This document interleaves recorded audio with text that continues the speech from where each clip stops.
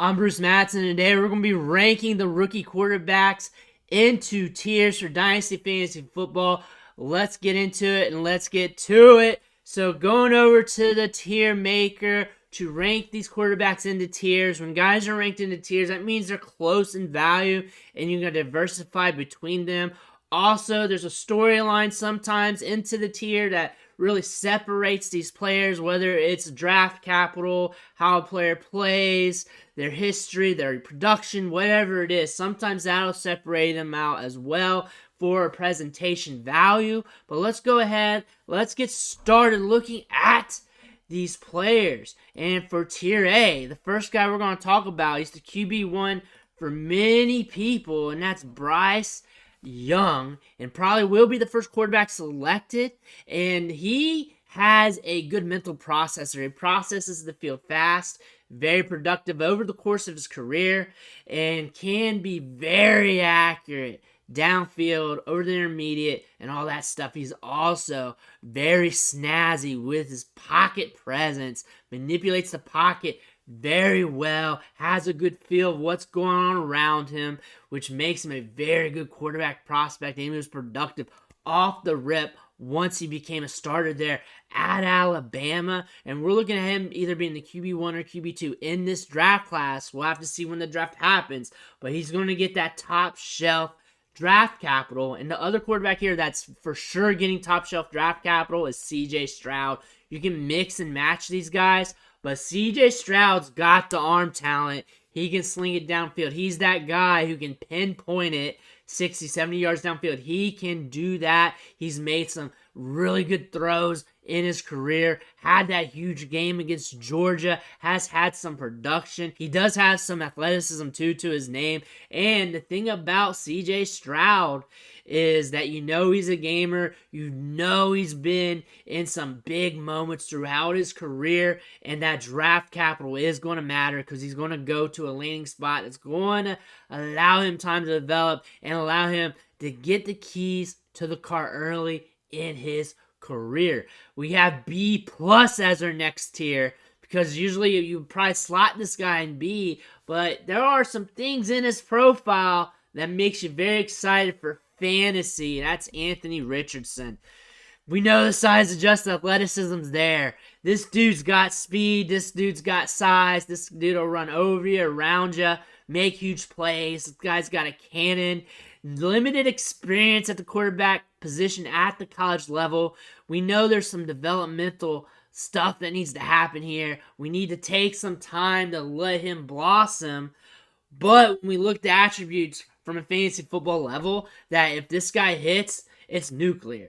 And if he doesn't hit, it's catastrophic. But it's a gamble that a lot of us have to make, because if he does hit, you're talking about one of the top players in all of fantasy football. That rushing production, that Konami code that allows you to win your games, he's going to give that to you if he hits. Even if he's just 50, 60% of what he could possibly be, it's still great for fantasy. He will get the opportunity to show what he can do. He will definitely get his moments, and the value is just going to trend up once he starts seeing the field due to speculation. So I feel like he's a cheaper guy. A lot of people would already have him in A. A lot of people have him as their QB1 due to the pure upside. I feel like this is right in the middle because I'm not down on him. I'm excited about him, but I also see the downfalls here. But sometimes you have to take that risk on the investment just to capitalize on it. And there's other quarterbacks here you can go after, but that upside may not ever be there for them as well. And for the B tier, we got a guy with some upside here that has an arm, and that's Will Levis. However, some decision-making skills throughout his career has us in questions, but he has a gun on him as well, has the arm talent to make all the throws at the NFL level. If he goes to the right situation, it could be wheels up. Another thing about Will Levis here is he's going to get draft capital. Might be top 10. It's looking that way. And if it is, then he's going to get the leash he needs to be able to develop, learn the system, and possibly develop his skills tailored to his new NFL team, which is very exciting. Does have some production to his name.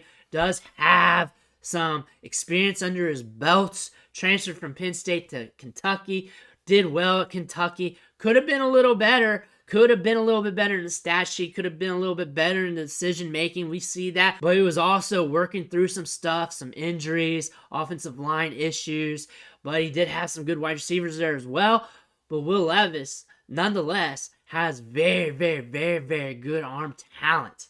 At C, we have another quarterback here that you're going to be looking at drafting in your fantasy leagues, and that's Hendon Hooker. And a lot of people's talking about him right now. He's getting a lot of draft buzz here at the end of draft season.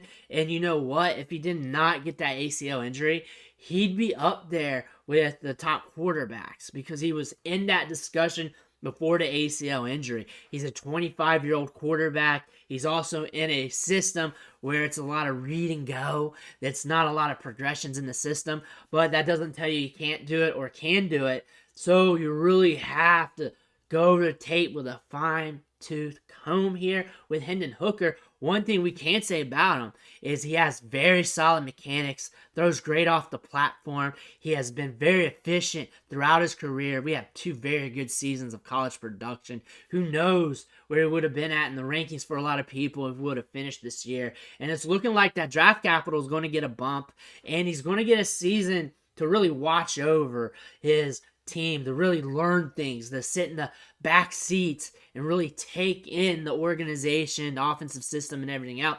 Due to him coming back from that ACL injury, he's a player that you're also going to catch at a discount. It's not like you're paying Anthony Richardson price. You're not paying CJ Stroud price. You're catching him at a discount, and at that discount, the sunk cost isn't going to be there to hurt you as bad if he doesn't materialize or if he becomes just a high-end backup in the league. So you do have some stuff to look forward to there with Hendon Hooker, but his price is rising right now with all the rumors going on with the NFL. When we look at Tier D, we're not looking to draft these guys as much as the guys in Tier A through C here, but there are guys that definitely need to be on your radar. Speaking of Dorian Thompson-Robinson, DTR, there's some things in this game that I like. I like that he has a ton of experience at the college level, and during that experience, we saw him get better. So maybe at his new destination, he just lands and he clicks with this new coaching staff, and he just hits the ground running. That's one thing you want to look at. He does have some athleticism. He does have some key moments throughout his collegiate career that you want to look at. Decent highlight tape, a guy that you want to think about later in drafts as a cheaper option. You just want to see where he goes in the actual NFL draft, see where he's valued. Another guy who's high up in rankings is Tanner McKee. Pretty much he's got the size for the NFL level, can make the throws at the NFL level, which is something the NFL is looking for when it comes to the sheer fantasy production situation, how quick he develops.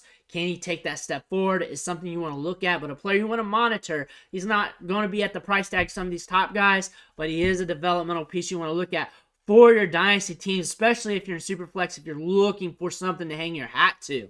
Now we're going to Tier E, the bottom tier here, and one guy we want to talk about here because he defies the odds of everything that's came across his way, it's Stetson Bennet. He's more athletic than what everyone gives him accounted for. Even at his numbers, he just makes those plays, and he really held off some 5-star recruits over at Georgia and really led that team to national titles. And the thing about him, he's a gamer. Also, the thing about him is the arm strength, getting the ball downfield. He's also played for Georgia, so he's had tons of talent around him. What's it going to look like if the roles are reversed in this situation? What's that going to look like? Is he still going to be able to dish the rock the same way? Or is this some time to develop that he needs? Or is he just the ultimate competitor, considering with all the adversity he's dealt with during his career, and he's going to take the step up? He's going to be cheap no matter what in Dynasty, no matter what in your rookie drafts. He's not going to cost you that much, but he's a player you want to think about nonetheless. So you really want to gauge his situation and his draft capital. That's really going to be telling to what these NFL teams think of where he's at in his developmental stages. Another player you want to think about here who's been getting some buzz, especially after last season, was Max Duggan. Really turned it up last year for TCU. Really made a deep run in the college football playoff. Made it to the Natty. Didn't just not get there all the way. But Max Duggan can do some things. He's got some accuracy. He's a ho-hum quarterback, but sometimes those guys really develop and they take a step forward and then get you some years of production. If you're seeing the field on Superflex and you're taking snaps, you're slinging some rocks out there, you hold some value. That's the thing. Max Duggan could be that. You're going to see where he goes in the draft. He's not a guy you want to hitch your wagon to, because it's not like he was been balling out throughout his entire collegiate career, because that wasn't happening. Also, not the strongest arm, not the best athlete, not the best at anything. He's not Mr. Perfect. He's just a good quarterback. He's just a good college quarterback coming to the NFL game, and now it's a story of, will he take the step forward? Will he develop? Will things break his way to where he gets his opportunity? And can he do it? Looks like he does have some potential to do that, but will it happen? Because now we're going to the next level and things are going to change. But this is our quarterback rankings as we approach the NFL draft, which got me really excited. But make sure you check out dynastyleaguefootball.com and 4for4.com for more of your fantasy football information, your articles, all your resource for what you need to build your teams. If you need more content for Dynasty Fantasy Football, more vids, more rankings, hit the video right here and you're set to go. I want to thank you for watching. I'll catch you on the next video.